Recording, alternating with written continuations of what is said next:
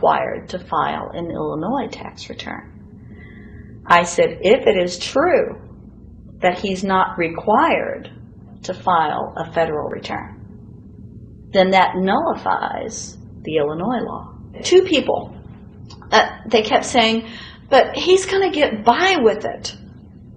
And I said, what is he getting by with but his rights? If there is no law, he's not breaking a law. He's just standing on his rights. Are we going to deny him that? That's when this one juror sat back and kind of rolled his eyes and he said, you mean we don't have to pay taxes?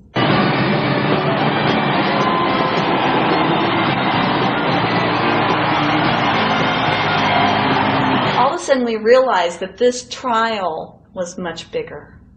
And the ramifications of this trial were going to be so broad if it actually got out. I mean, it's like we had just discovered this great government secret. And so when we came out for the delivering of the verdict, the judge was, I'm sure, even at this point, I'm sure he still thought we would give a guilty verdict.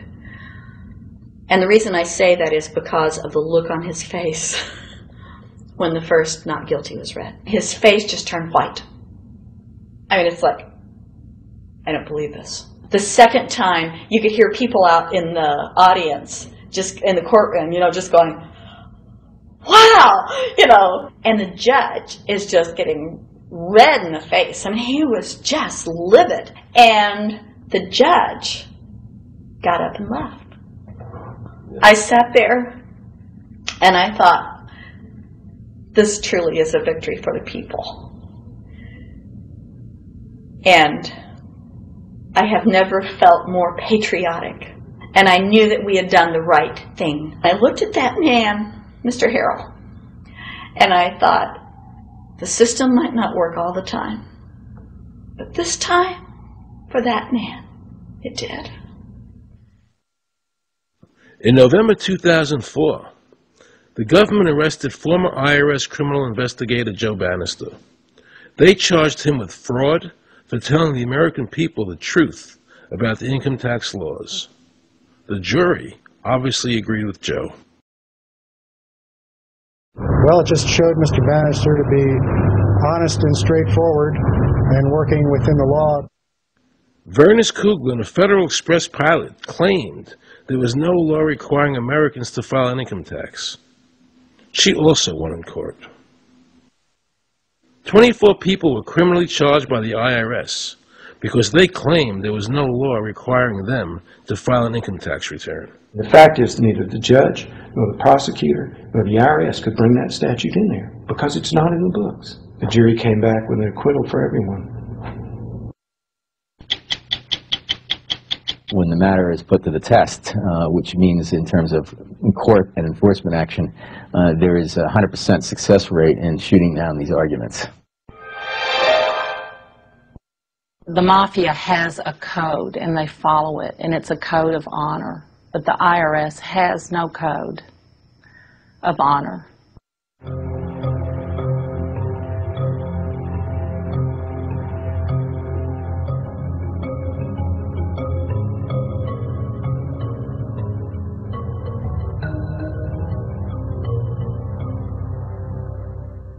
Meet Judge Dawson, a federal judge presiding over the Irwin Schiff tax case, who denied Irwin the ability to prove to a jury that there was no law requiring Americans to file an income tax return.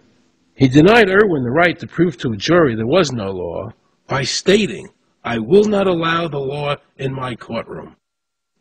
But the judge made sure the government never had to show the law as written by telling the jury, "You must follow the law as I give it to you."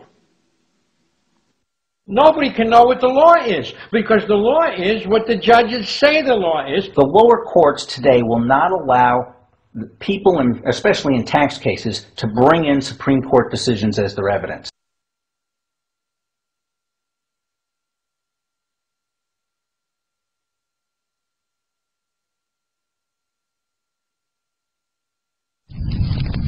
Here we have a federal judge railroading an American citizen by saying Supreme Court decisions are irrelevant. And again, nothing from the press defending our freedoms.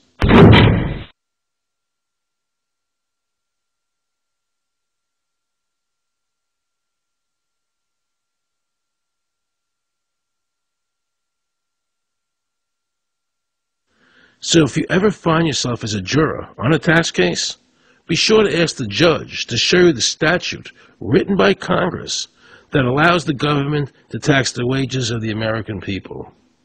If the judge can't show you the law, then how can you possibly, in good conscience, convict someone and destroy their life?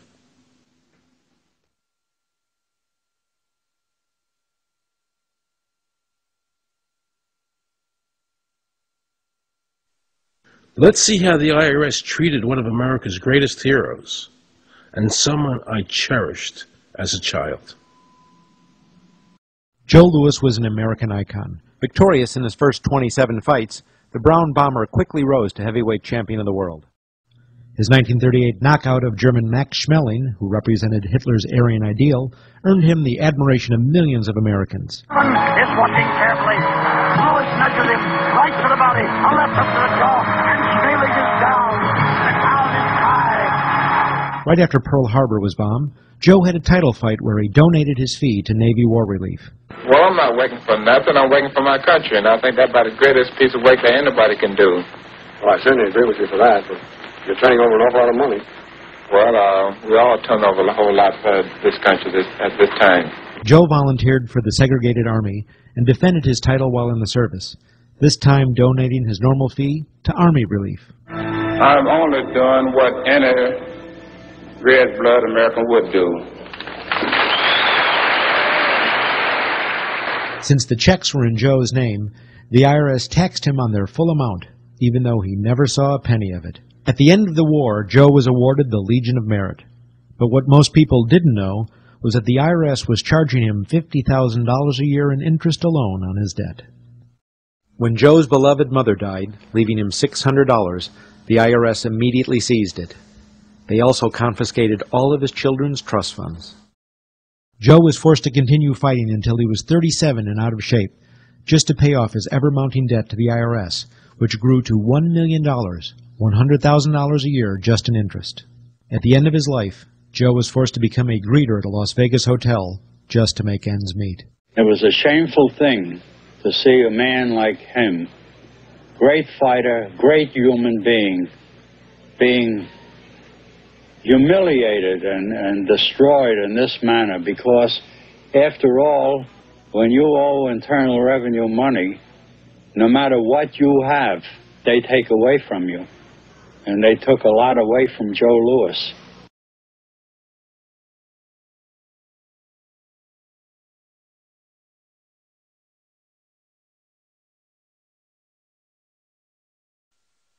I made a decision to drive to Virginia Beach from Washington because I had heard stories about two law-abiding families who had been brutalized by the IRS. They were falsely accused by their bookkeeper of being drug smugglers and tax cheats.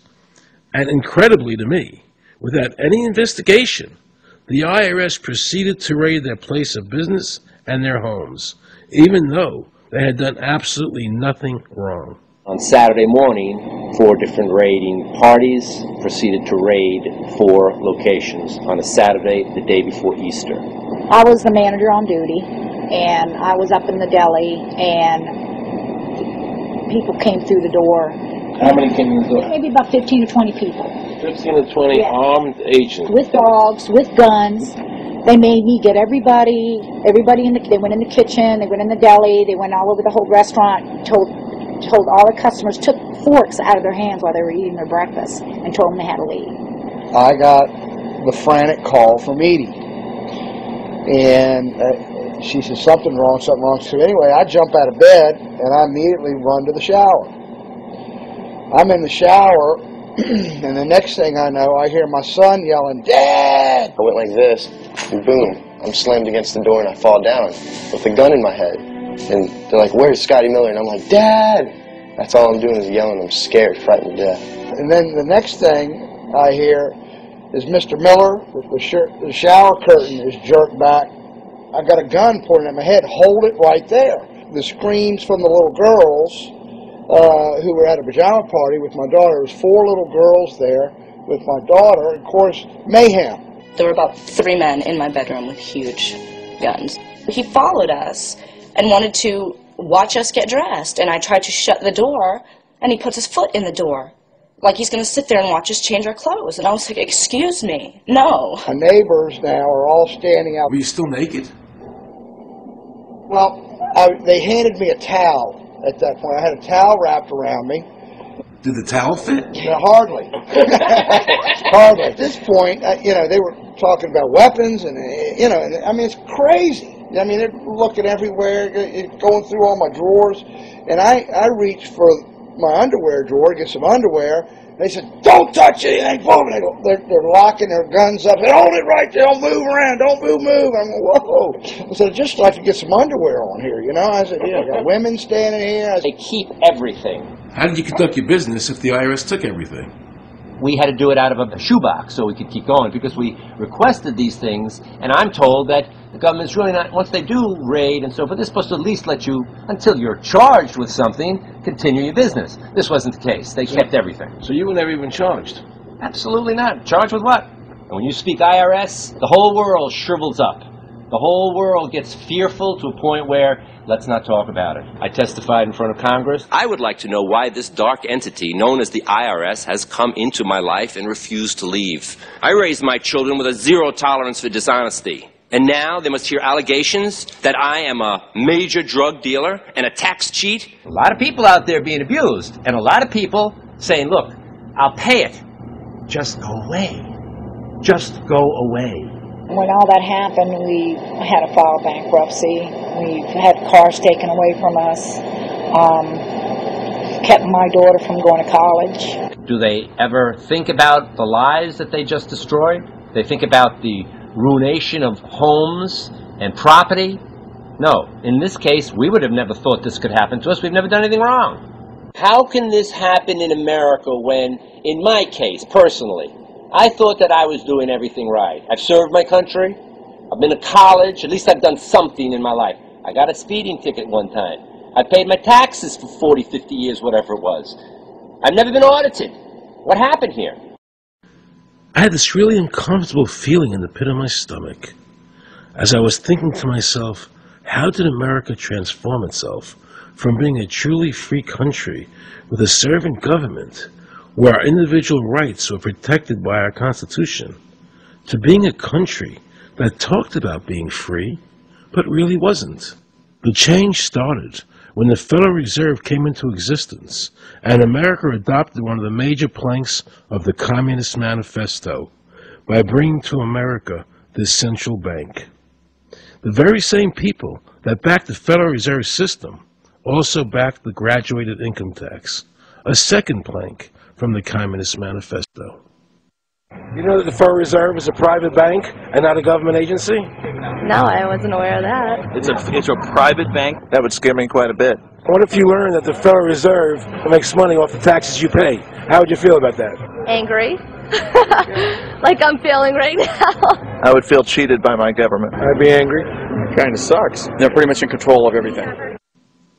I decided to drive back to Washington to see Dr. Ron Paul. He had been a congressman for over 20 years. I had met him previously in 1998 when I was running for governor of Nevada, and I knew him to be an honest and sincere man, and I thought he'd be very helpful in letting me know what the future holds for the American people. Who owns the Federal Reserve? It's secret, and we can't find out what's happening. But the Congress created it, and it's authorized in the Constitution. The government borrows money from a private corporation using the name Federal that prints United States on it, and then it pays back to the Fed, which is owned by private banks. We don't know who all those private banks are. The money that the government is paid